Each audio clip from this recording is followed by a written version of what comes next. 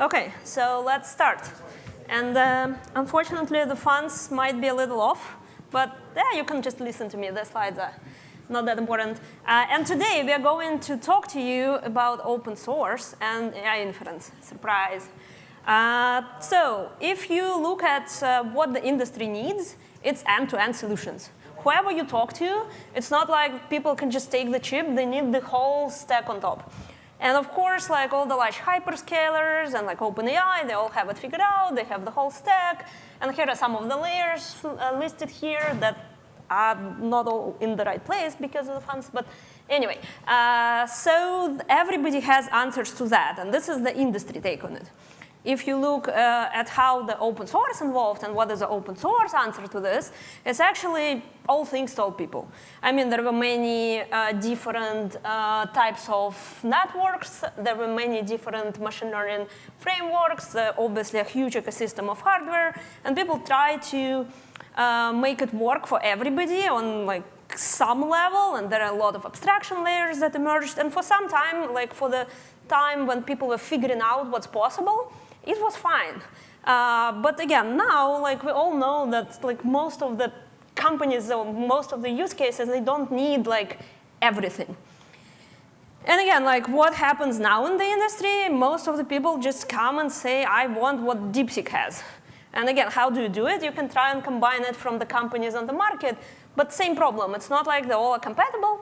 It's not like you can easily just build like exactly that. It's like it kind of works. But I talked to people yesterday, and everybody says that the thing that they struggle the most is software compatibility. And there is a reason for that. So because always the best frameworks and the best way that things worked was because like the chip and the framework co-evolved together. You can see it with NVIDIA and CUDA. You can see it with Google TPU and TensorFlow. You can kind of see it with NVIDIA and PyTorch, because NVIDIA got lucky twice. But now that the models are open, available, everybody wants inference. And then, like, if you look at what is the major inference framework that kind of has the best suited hardware backend for it, well, we are here to kind of suggest an answer. And our answer is through open source. Because again, like we are not NVIDIA, let's be honest, and like NVIDIA got lucky a few times. But for like small companies and for the industry, open source has worked quite well for quite some time. And that's what we offer. We offer an open platform with a lot of open source building blocks that starts from open cores, like for RTL level, and it goes all the way up to the whole firmware software stack. And it's a scalable architecture. So, and we'll talk more about what architecture we propose and why we think it's great for AI inference. But what is really important here is that we suggest that machine learning framework should be co-evolving together with the chip. And for that to happen, you need everything open. You can't be talking to hardware through a small API. You need to have everything open. And again, like even the previous presentation, and I loved it, like everybody needs an SoC. It's not like you can have like the host and the accelerator and this and that. And again, how do you do that? You open it all up. And then you can, again, in the Manycore architecture, use some cores for your acceleration, some cores for whatever other needs you want. And again, the way you optimize it is observability. And how do you have observability? By opening it all up. And I mean, obviously, RISC-V is a great community to start. And that's why we're all here.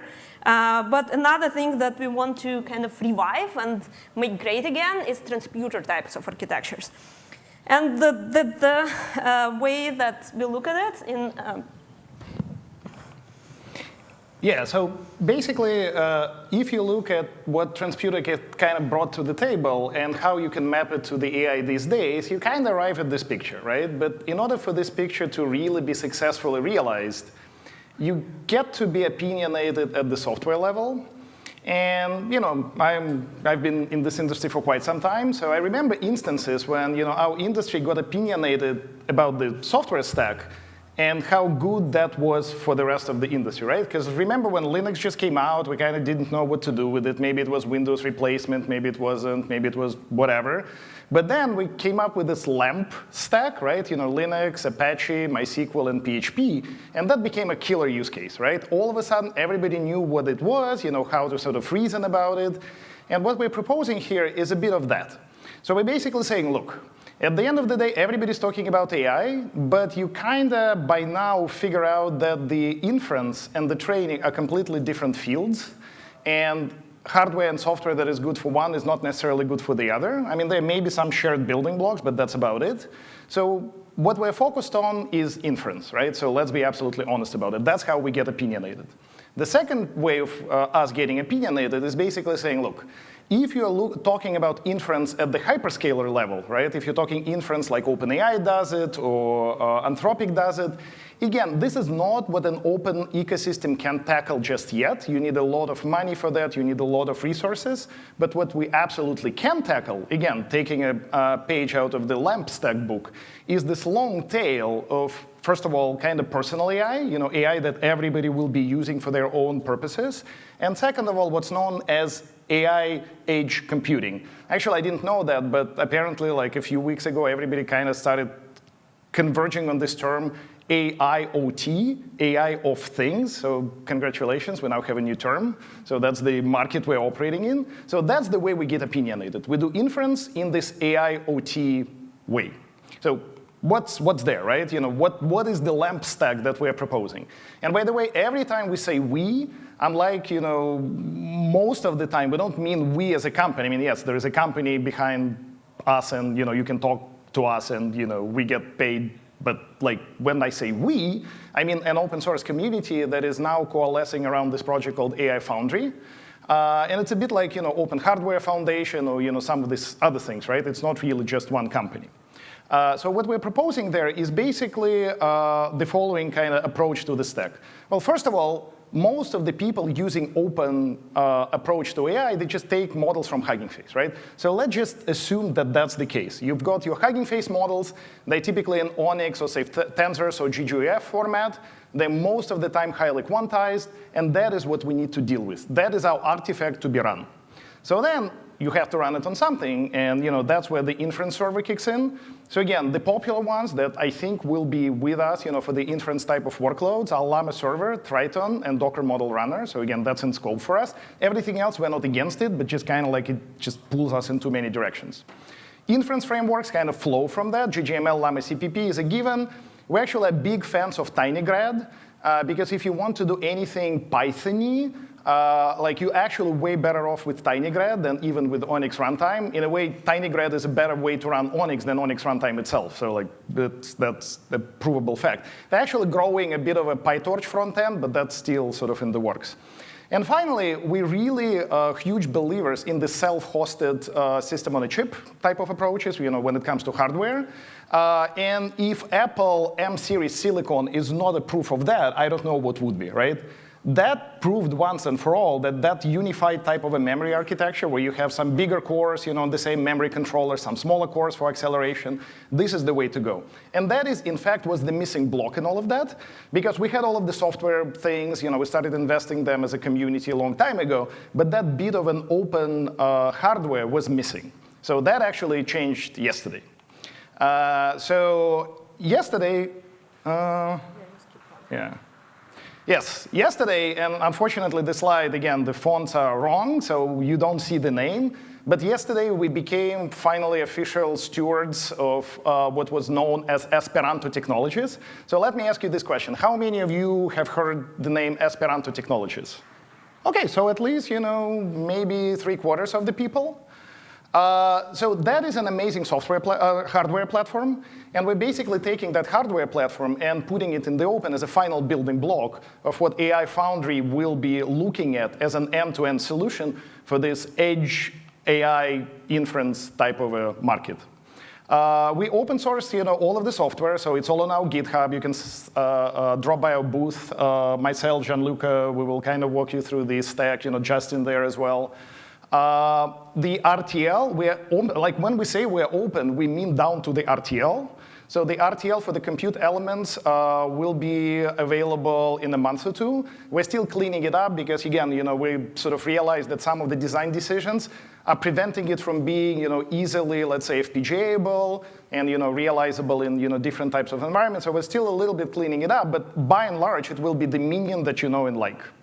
We're basically open sourcing NEMI, Network on Chip, which will be, again, a very interesting event because there are a lot of, pretty reasonable, interesting small cores in the RISC-V ecosystem in the open by now. But I don't know of a single Network on Chip implementation that would be as sophisticated as NEMI. So that would be pretty interesting. But that will probably come later next year because, again, we still have to clean things up. But you can help us with that. So again, stop by our booth. So very quickly, if you look into the capabilities of the system, we basically have the minion, and that's sort of the workhorse of the architecture. On the card that we're demoing in the booth, Esperanto taped out about 1,088 of them. So it's 100% open source RISC-V processor core from now on. It's an in-order core. L1 cache is at the level of kind of 4 minions, and L2 cache is at the level of the, 8 minions, and L2 cache is at the level of 32 minions. There are 2 hearts in every minion. It's a bona fide RV64 IMFC architecture. So again, you can run anything that basically runs on that architecture.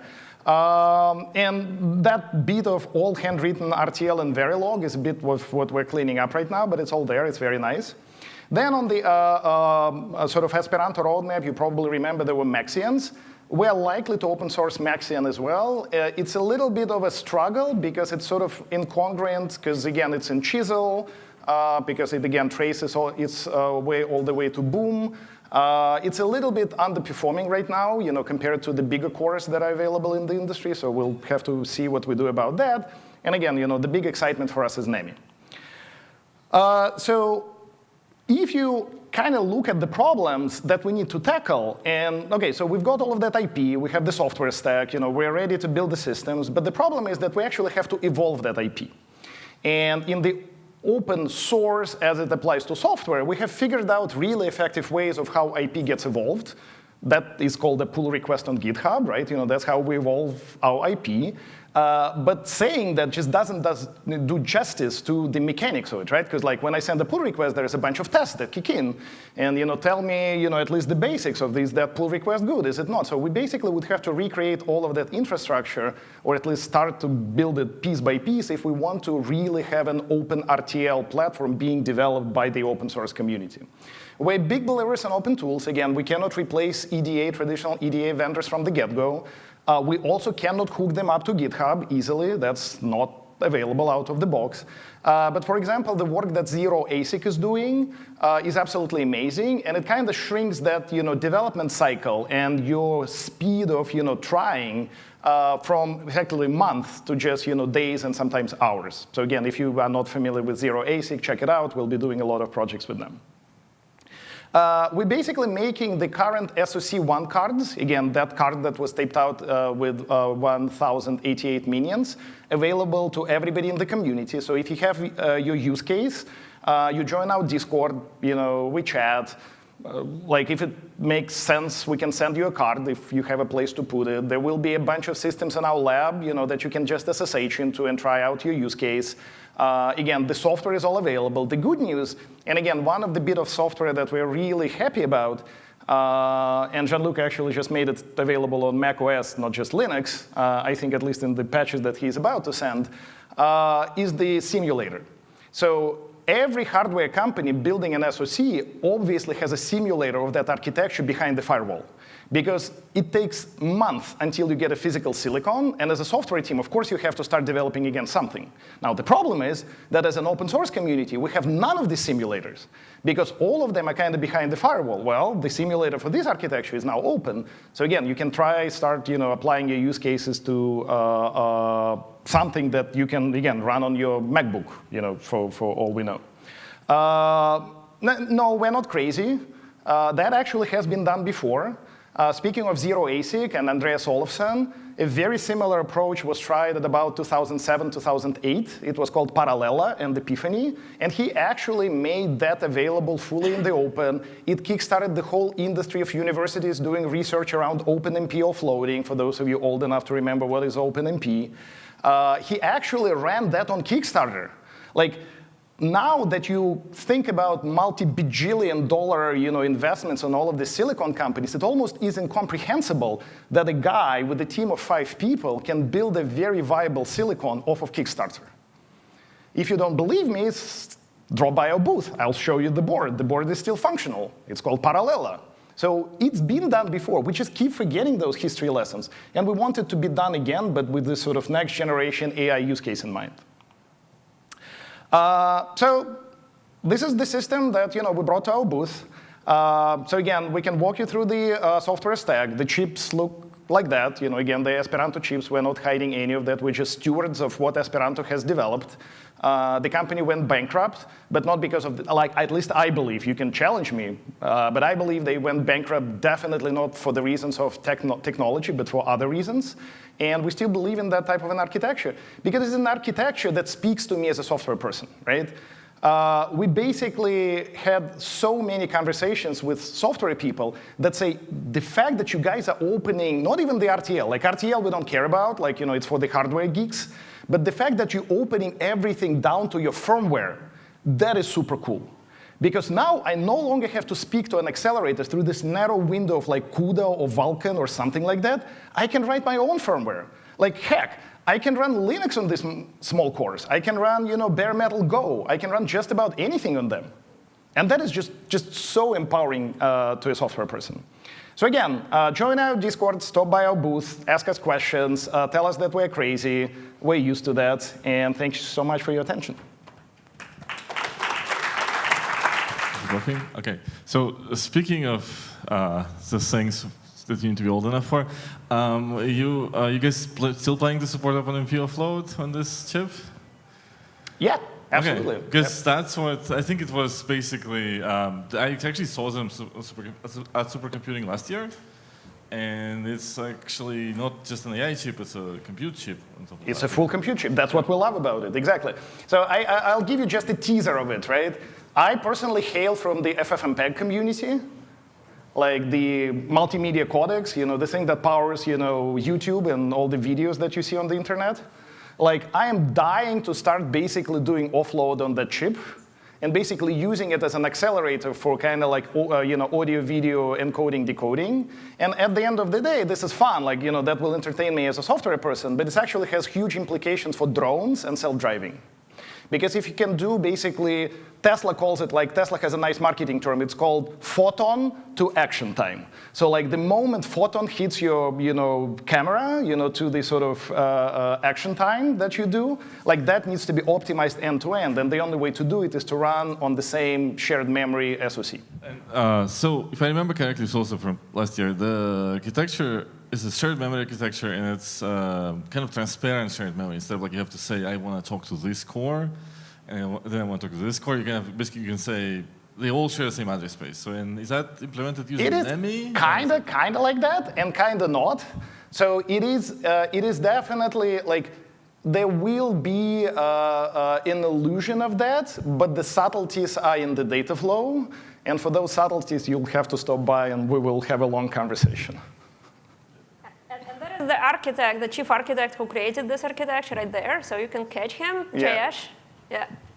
You can catch him and ask all these questions. And honestly, that's actually what gives all of us an immense pleasure, because this is a tremendous development in technological achievement that is finally has been free, to all of us, right? It's sort of the way I look at it, and again, I'm old, dating myself here. This is the feeling I got when Netscape open sourced the browser in the 90s. I'm as an open source community, we now have this treasure trove to build off of. This is just amazing. We're out of time, unfortunately. OK, thank you.